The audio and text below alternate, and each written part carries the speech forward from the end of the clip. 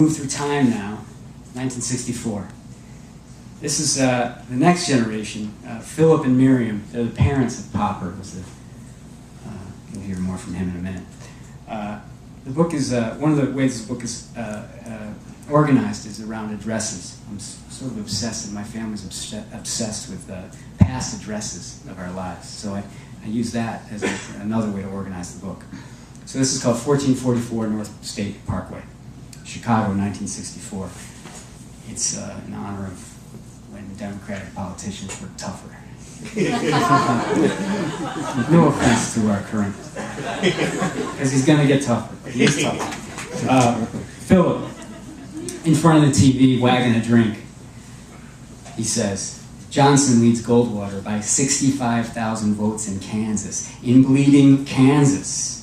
Miriam, in the kitchen, making herself a martini, her one-year-old son, Leo, draped over her shoulder, balancing himself, his little legs and arms reaching. She says, and if Kansas goes for Big Daddy, who else can resist? It will pass. These two aren't naive. Good news always does, a lot quicker than any other news. They know that tomorrow will be another tomorrow, and they'll again wake up alone, not lonely, alone, and wonder why. Why so alone if we're here together? Right now, though, they turn out the lights and go to sleep, but keep the TV going in the living room all night, half listening. And baby Leo sleeps in his crib to the lullaby of a landslide. The television talks in the dark. Chet humbly. We've received word from Providence that Lyndon Johnson has taken 89.9% of the vote in Rhode Island. Philip mumbles. Khrushchev doesn't get 89.9% of Moscow. Come here. Miriam. I am here. Philip. I mean here. All the way with LBJ.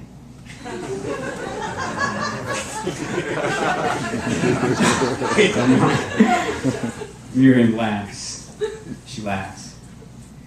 Because he used to make her laugh, his brother Leo would explain years later about the years before he existed. Explosive, croakish laughs. Leo said he used to lie in bed and worry his mother was choking. So now, it's 1974. Philip is running for office himself. It's called Phil Popper Phenomenal. Philip's campaign for the Illinois State Senate, 32nd District. Popper, he's now born and alive and whatever age, 6. Popper remembers the blazing orange bumper stickers, loud as crossing guard sash, emblazoned with the 3 Ps. Phil Popper Phenomenal. They were more common around the house than on anybody's cars. It was Miriam who came up with the slogan. It barely fit on the stickers. She was campaign manager and loved it. It got her out of the house. Phenomenal what? Philip had asked. Oh, just phenomenal, Miriam said. Those bumper stickers. And those Phil Popper Phenomenal pens that Popper used to like to take apart and then put back together, minus the little spring, so that when somebody went to write with it wouldn't work. His father gave anti-Nixon speeches to small, yawning audiences across Lake County, Miriam applauding wildly. At home, they strategized at the kitchen table late into the night. You're not connecting to your audience, Phil. Maybe I should talk more about Vietnam. Vietnam is over, Phil. Is it? I read the other day it was still going on. That Kissinger and Ford, don't save the country, Phil. Nobody wants the country saved. What if you talk about crime? Crime? In Lake County, he said. People can't get enough of crime, Miriam said. When it isn't there, they still want to hear it's come to get them. You need an issue people care about, or at least think they care about.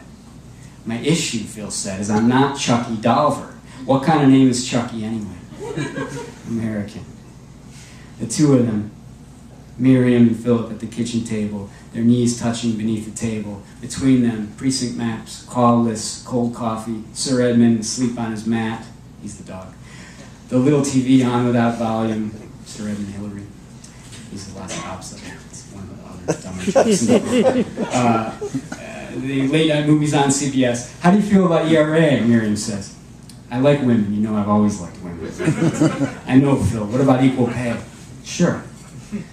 The Zion nuclear power plant, what's your position? Of course they'd build a nuclear plant in Zion. I like that, Miriam said. You might even be able to use it, but it's not a position.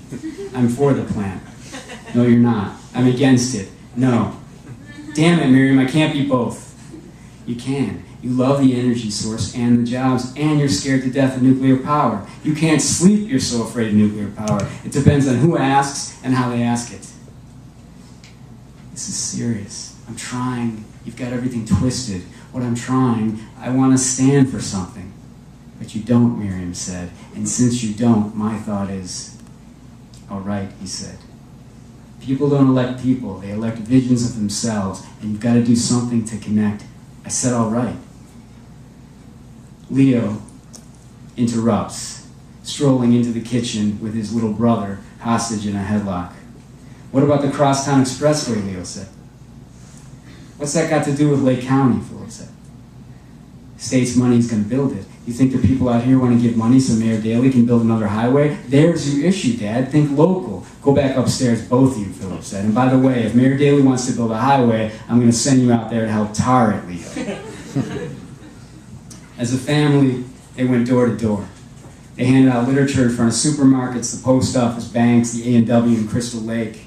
In some place called Lincolnshire, Leo and Popper stood on a corner holding Phil Popper phenomenal signs for 3 hours until Miriam came to pick them up. Leo lied and said one person honked, and Miriam cheered, "See? We're getting our message across." Wait, what's our message again? Shush, Leo. During the last week of the election, they rented a double-decker London bus and wandered Lake County looking for votes in grand style. From a loudspeaker, Philip extolled ERA. You know, I've always loved women. On a side street in Lake Forest lined with oaks, a PPP volunteer named Gert Zetlin got hit by a low branch and knocked unconscious. A 22% drubbing. Chucky Dalver? The man died in office in the early 90s after 8.5 terms, and even then nobody much remembered he'd been in the legislature all that time. But there's this. In 1974, Philip Popper ran against him. And in October of that year, toward the end of the campaign, Gert Zetlin got upended by a tree and needed 18 stitches in her forehead, a fact that remains remembered in stone.